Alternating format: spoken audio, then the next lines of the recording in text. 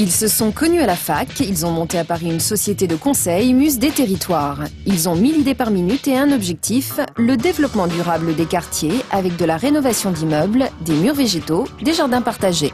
L'idée c'est qu'au sein d'un quartier, on va associer les gens, les habitants, qui puissent venir travailler au sein d'un jardin, s'approprier des parcelles.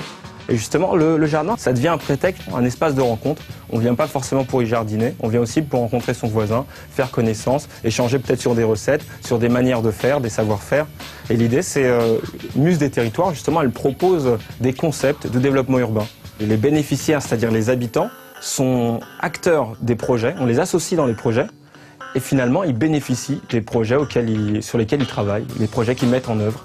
Et ça permet justement leur épanouissement et par là on travaille tous au mieux vivre ensemble.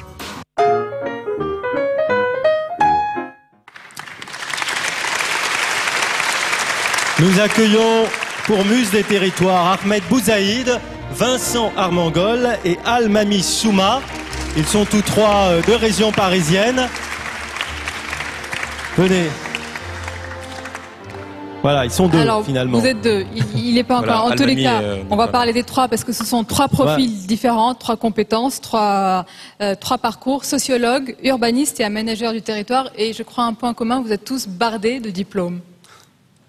Ce qui veut dire qu'on a tous les parcours ici. Hein. On a ceux qui vraiment sont partis sans diplôme, n'ont pas le bac, et puis ceux qui aussi se débrouillent, ce qui n'est pas non plus facile quand on a, parce qu'il y a beaucoup de jeunes diplômés qui ne trouvent pas de boulot.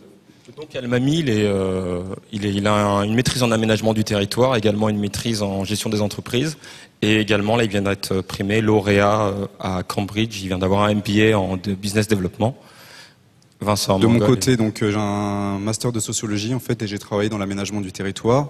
Et Ahmed, il a un master d'urbanisme et un master de sociologie également. Bon, et tout ça pour construire la ville de demain, c'est ça le projet? Voilà. Donc Muse des territoires, c'est un cabinet de conseil qui propose des conseils aux sociétés, aux collectivités locales, aux entreprises et aux bailleurs. L'idée c'est d'intégrer, faire du développement durable, un vecteur de développement des quartiers. Et pour cela, on propose... C'est ça le D, parce que c'est D, c'est pas DES, voilà, c'est un D. D comme développement. Muse pour inspirer, concevoir et concrétiser, mais la petite histoire, c'est que Muse, c'est le management urbain socio-économique, du développement des quartiers. 1000 idées par projet, on l'a vu dans votre présentation, c'est pas évident à gérer.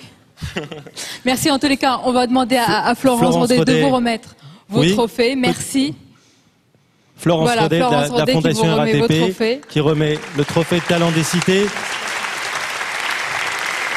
Alors il y a une attache géographique bien sûr avec ces projets et puis un lien avec ce que vous essayez de promouvoir au sein de la Fondation RATP. Oui, tout à fait. Le premier lien, c'est déjà le lien avec les territoires. En fait, l'objectif de cette entreprise, c'est de mettre autour de la table toutes les personnes et tous les acteurs qui construisent la ville. Donc la RATP, c'est évidemment pleinement reconnu dans ce type d'objectif et naturellement.